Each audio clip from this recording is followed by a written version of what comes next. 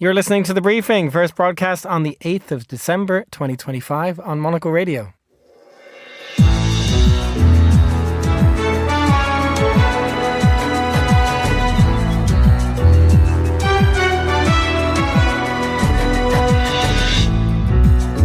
Hello and welcome to The Briefing, broadcasting live from Studio One here at Midori House in London. I'm Chris Chermak.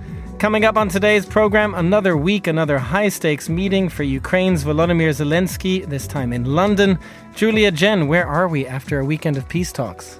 Nowhere new, really, Chris. Europe is dithering, Ukraine is stuck, and America seems to have taken yet another step towards Russia's view. Speak about all of that in just a moment, and after, we'll look at why Slovenia is leading a boycott of Eurovision. We'll hear from Syria 1 year after the end of its dictatorship with Bashar al-Assad. And finally, we are from the Philippines, headquartered in Singapore now.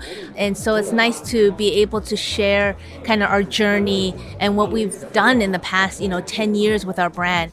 We hear from the Filipino hospitality brand Hotel 101. All that right here on The Briefing with me, Chris Chermak.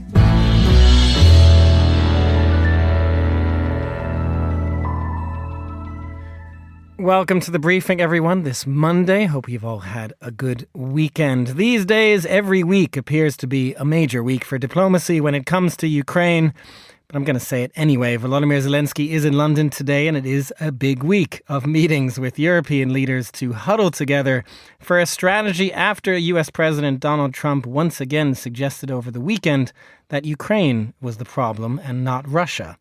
Well, joining us in the studio is Monocle writer and Ukraine expert Julia Jen and Monocle's foreign editor Alexis Self. Good afternoon to you both. Good afternoon, Chris. Good to have you here. Julia, perhaps first of all, just catch us up on this weekend of talks in Miami. What happened? So we had the Ukrainians speaking to the Americans. We had Jared Kushner and Steve Witkoff on the American side, that duo who've been jetting all over the world, pushing for peace, supposedly peace in Ukraine. They just arrived back from Moscow where they'd heard from Putin and his team. And they were meeting with Rustem Umerov and Andriy Ignatov, who is the chief of staff of Ukraine's armed forces. And what were they talking about? Well, it seems about basically anything other than security guarantees. I think that's the big topic that is going to be discussed by the Europeans and Ukrainians today in London. And I think that's the big kind of elephant in the room that no one was really quite managing to grapple with, especially after that Moscow visit, where I'm sure Putin said, well, no security guarantees needed for Ukraine. And then, in the aftermath of all of those talks, from Thursday onwards, we had, Donald Trump Jr., so Trump's son, saying that if Ukraine doesn't seek peace with Russia, his father is very, willing to kind of walk away from any kind of negotiations there. And we can see from that the National Security Review that we had published on Friday, which I'm sure we'll talk about later, but we can see that, Trump is very keen to set up those business ties with Russia to sort of go over the heads of the Europeans. So I think that's the kind of key thing. Will Europe, there have been so many headlines, I think, any European security backstop for Ukraine, does that, will that enrage Putin? Well, what kind of decision are we at here? It doesn't, I guess, for Europeans where security is already at risk from Putin, does it sort of matter if it enrages Putin? Surely there needs to be a very cohesive security sort of backstop for Ukraine if any war was to break out again, if any peace was agreed. Lex, listening to Julia there, Europe has been left out of this equation to a large degree, certainly in these talks in Miami, but also more broadly, it's kind of up to them now to discuss security guarantees, to talk about what they can do for Ukraine and for Europe's broader security. What are you expecting from them in London? Yeah, I think last Monday I was here and we were talking about similar things. It's starting to feel a bit like Groundhog Day, isn't it? How many times have we heard these same noises from Europe, maybe getting quieter and quieter as, the US and Russia go over their heads more. It's not that I don't think this isn't valuable. I do believe that Europe's rhetoric and, these symbols and also the financial support that they're continuing to give to Ukraine is providing succor to Kyiv in this particularly dark hour. But something decisive needs to come from this week, right now, today. At the very least, an agreement to use confiscated Russian assets to give Ukraine a much-needed boost. What might also help move the dial, what would surely help move the dial, as Julia said, is some concrete security guarantees coming from European leaders. Germany, France, the UK, all of these beleaguered leaders of those three countries, constantly criticised at home for being indecisive, not having any mettle. Now's the time to prove it. A pledge to put boots on the ground to guarantee any ceasefire would really show that Europe is serious about its own continent, about guaranteeing security in Europe. Now's not the time for more dithering.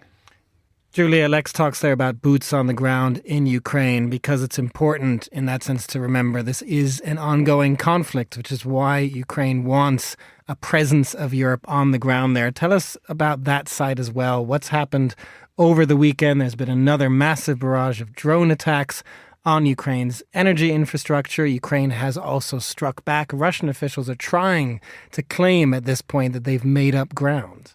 Yeah, absolutely. So we've got these kind of eye-catching headlines about Russia gaining ground or territory at its fastest rate since the war began, since the full-scale invasion began. So we have these figures coming through over the weekend, 200 square miles of Ukrainian territory captured by the Russians in November. So that's up from 100 square miles the previous month. But, you have to really take it in context. Since November 2022, Russia has only gained 1% of Ukraine's territory. So that's minuscule. We're talking about more of a relentless pressure, sapping at morale. Morale is so important. We really underestimate how much psychological pressure plays on people's ability to fight. So we've got morale. We have the energy strikes over the weekend as well. I mean, that's just, again, sinking people deeper and deeper into a bitterly cold winter, no ability to heat their homes. This is really striking at the heart of civilian life and businesses able to kind of carry on their manufacturing, carrying on their operating hours, cafes being able to serve people coffee, really basic things that the Russians are striking at here. So I think, taken as a whole, I guess the territory that's not really, I guess, where Russia feels they can really exert the most pressure in terms of the negotiations. The negotiations are all about psychology and imagination. Can we really imagine that we would ever be able to force Russia to sit down at the negotiating table and sort of slap away their hand and allow them to understand, actually, we can't take territory by force. So Russia plays that sort of mind game, and we see that in the propaganda. We see that in the sabotage that they play at in Europe. So that's what commentators are really saying, is that it's not so much about the territory, but it's about the mind games that Russia is winning at now. And Lex, speaking of those mind games, when it comes to Europe, obviously not facing exactly that same pressure, severe pressure that Julie was talking about from Ukraine, but there have been drone attacks, cyber attacks, that kind of thing. We've seen scaled up investigations on that in Ireland and other places. The UK is developing now a kind of naval tech to respond to that. What do you make of that? Is any of that sapping Europe's own morale at this point, or do we just not quite feel it yet? I think probably, and again, it relates to referencing the travails of Germany, France and the UK in their domestic politics. I think people feel beleaguered, but not in that sense. But it's about connecting it all, and rhetorically at least presenting a kind of plan or a forecast for what the next year looks like in terms of resisting Russian interference and bolstering defense. Some leaders are good at this, some are less good. I don't think, and you referenced Ireland. Ireland's perhaps a bit of an exceptional case, and it's a neutral country. It's not a member of NATO, but on the other hand, it's got this huge maritime zone that's the kind of front line of European the kind of European Atlantic border, as it were, and obviously Russia probably sees that as a weak spot, hence those drone incursions, and the fact that I think something like 75% of Europe's transatlantic data communication cables pass through Irish waters. So you would see that as a weak spot. And Ireland has neither the kind of alliances nor resources to respond if Russia were to attack there. You would think most of its security is guaranteed by the UK. But on the whole, I think, given the disparate nations of Europe, of the EU, and the fact that these cover a wide breadth of geographies, I think probably the majority haven't woken up to the threat that Russia poses to the continent as a whole.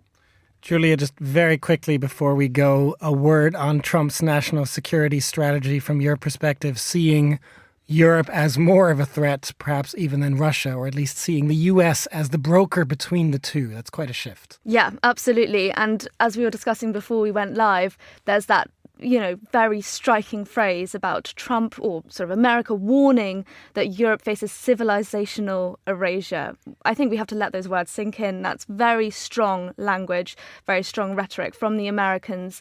And, reviving a doctrine, the Monroe Doctrine, that really puts Europe to the side. And as we were saying several times over the show, using that phrase of talking over Europe's head. And Europe really has to assert itself. Julia, Jen, and Alexa Self, that's all the time we have for. Thank you very much for joining us. And now here's Tom Webb with the day's other news headlines. Thanks, Chris. Thailand has launched airstrikes along its border with Cambodia after both countries accused each other of breaching a ceasefire deal brokered by Donald Trump. Malaysian Prime Minister Anwar Ibrahim, who took part in that deal, has warned the renewed clashes risk unravelling the careful work that has gone into stabilising relations between the two neighbours. Ukraine's President Zelensky is in London today to hold talks with Prime Minister Keir Starmer, French President Emmanuel Macron and German Chancellor Friedrich Merz. The leaders will discuss the latest peace plan aimed at ending the war in Ukraine, drafted during talks between Ukrainian and US officials in Florida last week. Syria is marking 1 year since the fall of the longtime ruler Bashar al-Assad after nearly 14 years of war. But clashes between the new Syrian government, security forces and other groups around the country continue, such as those belonging to Syria's Kurdish and Druze minorities. Japan's ruling Liberal Democratic Party has put forward a plan to create a new criminal offence for damaging the Japanese national flag. The current law means it's an offence to burn or deface a foreign national flag with the intent to insult, but there is currently no such provision for the Japanese flag. Those are the day's headlines. Back to you, Chris. Thanks very much, Tom. And now for a closer look behind the headlines. Here is Monocle's Man in the Balkans, Guy Delany, on why Slovenia is leading a boycott of the Eurovision Song Contest.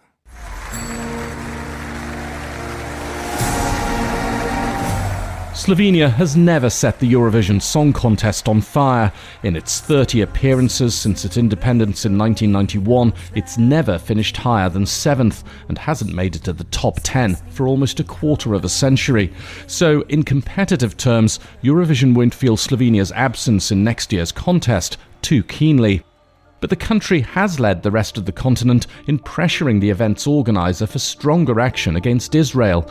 It wanted the EBU, the European Broadcasting Union, to block Israel's participation due to its military action in Gaza and the impact on Palestinian civilians. But last week, the EBU decided not to hold a vote on whether to accept an Israeli entry to next year's contest. As a result, Slovenia joined Ireland, Spain and the Netherlands in saying it would boycott Eurovision 2026. The news comes after Slovenia's National Assembly ratified the country's recognition of Palestine last June. Prime Minister Robert Golob called that vote one of the most important and noble foreign policy decisions in the country's history. And this year, his government has shown that recognition was more than just a superficial move. It ordered an embargo on the trade and transit of arms and ammunition to and from Israel. In fact, Slovenia was the first European country to take such action, and it followed that by placing an entry ban on 2 Israeli government ministers. Just for good measure, it declared Israel's Prime Minister Benjamin Netanyahu persona non grata in September. In that context, Slovenia's withdrawal from Eurovision hardly comes as a surprise.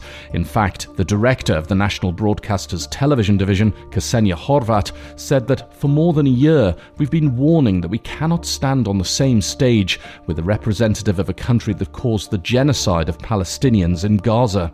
When Eurovision arrives in Vienna in May, you can bet it'll be more political than ever. Guy Delany in Ljubljana there. Thank you very much for that. You're listening to The Briefing on Monocle Radio.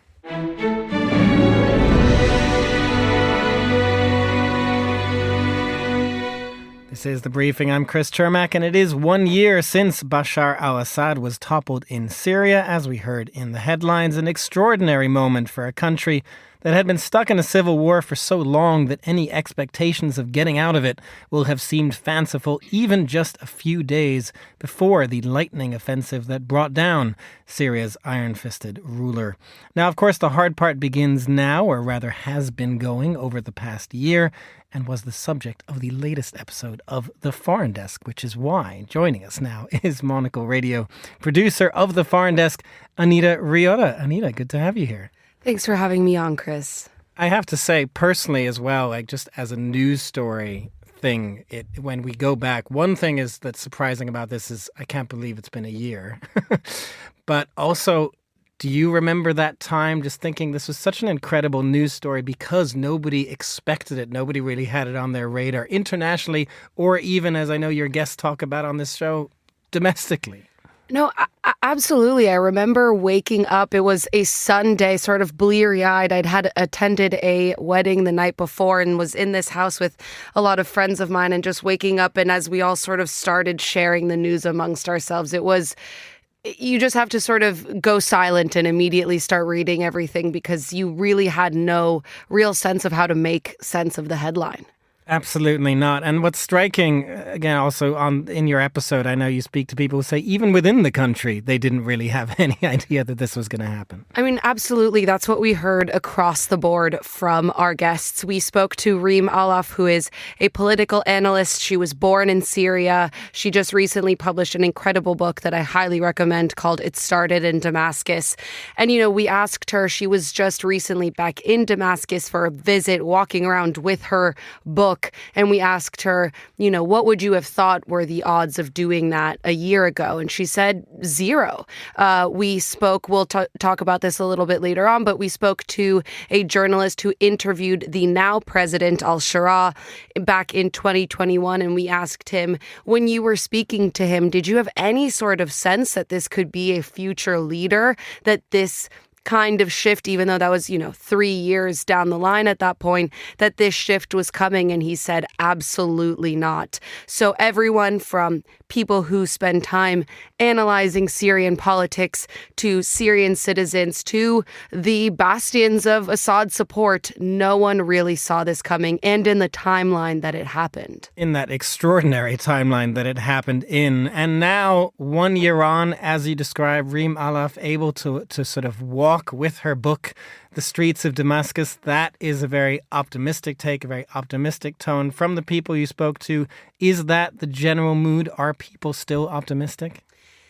It's definitely, it sounds like a mixed bag. I mean, of course, there is still a large sense of jubilation that the Assad regime has been ousted, that this horrific civil war has hopefully come to a permanent close.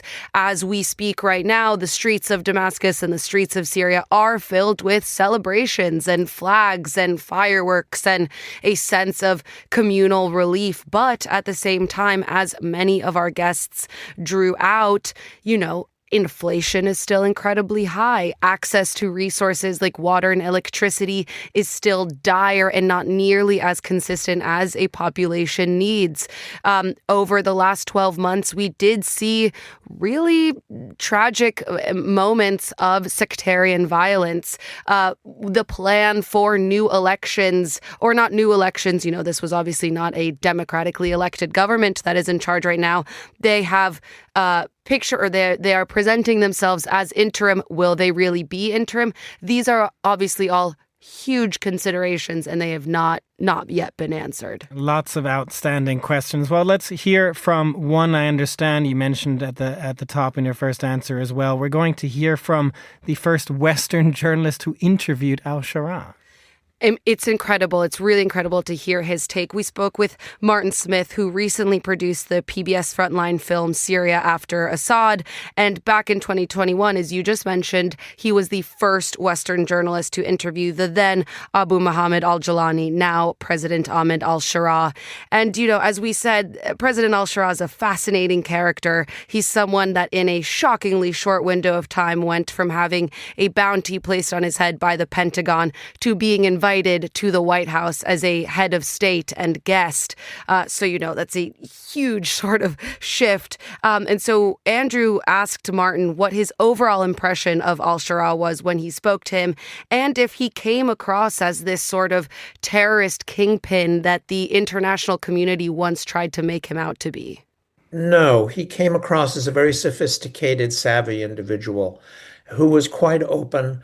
It was easy to talk to him. I did not find him to be in any way threatening.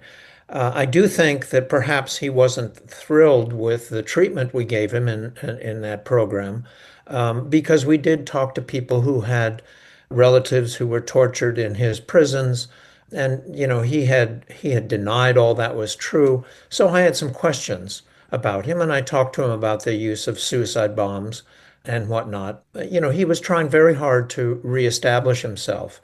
But he comes from a middle-class family in Damascus and from the Golan Heights. That's actually the origin of his name, al-Jilani. So he wasn't a crude character by any means. Well, just finally then, and again, this is another spectacle that I think few would have imagined 12 months before it occurred. We did recently see President al-Shara welcomed to the White House by the President of the United States. What have you made of the United States' eagerness to embrace him? Is that going to be more of a help to him than a hindrance? And I guess perhaps, given his record, is this something that perhaps could come back to bite the US one day? His problem all along here has been that many of the people whose shoulders he rode on to get to Damascus are not westernized. They don't have a liberal view of Syria's future. And those people, many of them are hardcore jihadists. And those people are, of course, going to be scratching their heads when they see him in the White House. On the other hand, they're very proud that their guy is managing to get an audience in Washington. It is confounding. And then just a few days later, the Crown Prince of Saudi Arabia arrives in the White House to rehabilitate his image in the West. So Trump is very transactional and open to whatever he can get. He's not ideologically based, I don't believe. But can al-Shara succeed? He arrived in Damascus with only his foreign minister, Shebani, in tow. And he had to put together a government from scratch. And he made some mistakes early on. He had people in his government that had been videotaped killing women for allegedly having committed adultery.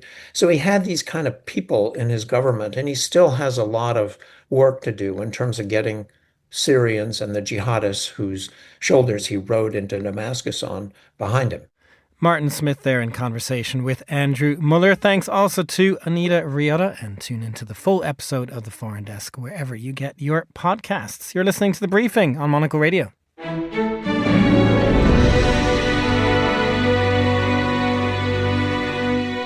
And finally on today's show, last week the property trade fair MIPIM Asia took place in Hong Kong, hosting some of the key players in the region to talk about the future of office, residential and hospitality real estate. Among the attendees was Hotel 101, a Filipino-Singaporean group targeting business travelers, with projects underway in Spain, the US and Saudi Arabia. Alongside the existing units back home, Hotel 101 is growing at speed, aiming for 1 million rooms in over 100 countries before 2050. Monocle's Carlotta Rebello was in Hong Kong and caught up with Catherine Chen, Hotel 101's Chief Development Officer. She started by asking how the hotel group came to be. You have to really go back to our two founders. So Tony Tan is the founder of Jollibee Group. Jollibee Group actually owns, Jollibee, the fast food chain, as well as Coffee Bean and Tea Leaf, Tim Ho Wan. And we also own the master franchise license for Burger King, Yoshinoya in the Philippines. And Mr. Edgar Inchapsia, he's a creator of Mang Inasal, which essentially is a grilled chicken fast food brand that Jollibee Group acquired. And together, the two gentlemen created Double Dragon Corporation, which is a real estate company with $3.1 billion in assets today. So going back, the founders' experience in fast food industry, they really understand that within the value segment, standardization is key. And you see that in, F&B, you see that in budget airlines, you see that in automotive. Toyota Corolla in China is essentially the same as the Toyota Corolla in San Francisco. But it's hard-fetched to be able to see that in the hospitality industry.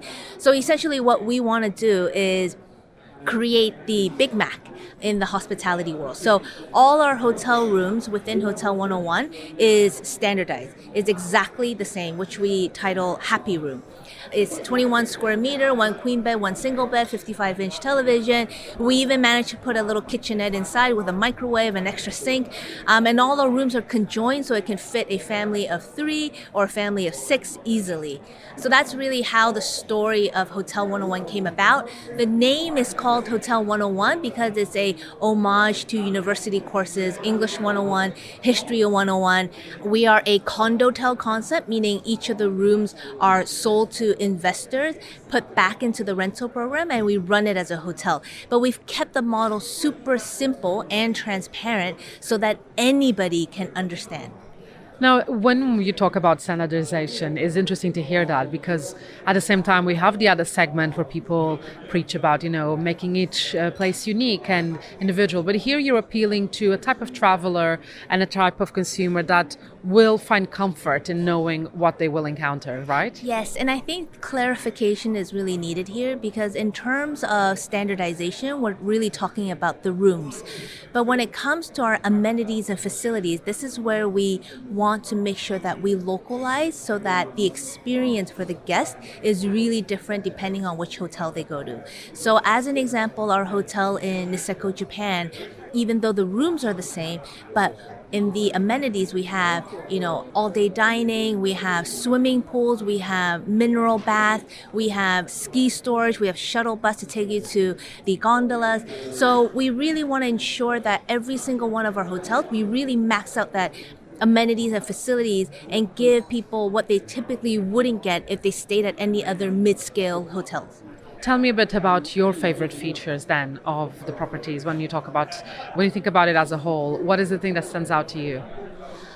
I think that having been in the hotel industry and where I used to work for, Accor, and they had 40 brands and there was a lot of brand bleed between the different, hotel individual brands. The beauty of Hotel 101 is our DNA is very strong and we're very proud of it. Essentially, we're the first Filipino company to list on NASDAQ. We're very proud of our Filipino hospitality.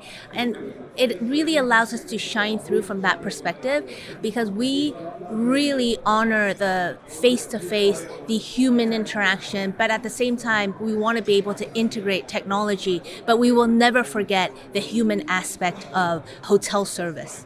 Just finally, we're here at MIPIM Asia. How has it been, the summit, for you?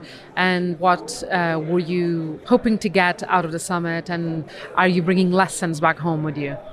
I think we were really impressed when the first time we joined MIPIM in Cannes because our model is so unique and so different. We were able to get very different aspects from people from all over the world to ask us about, what we're trying to build. So we want to take advantage of MIPIM Asia because, we are from the Philippines, headquartered in Singapore now.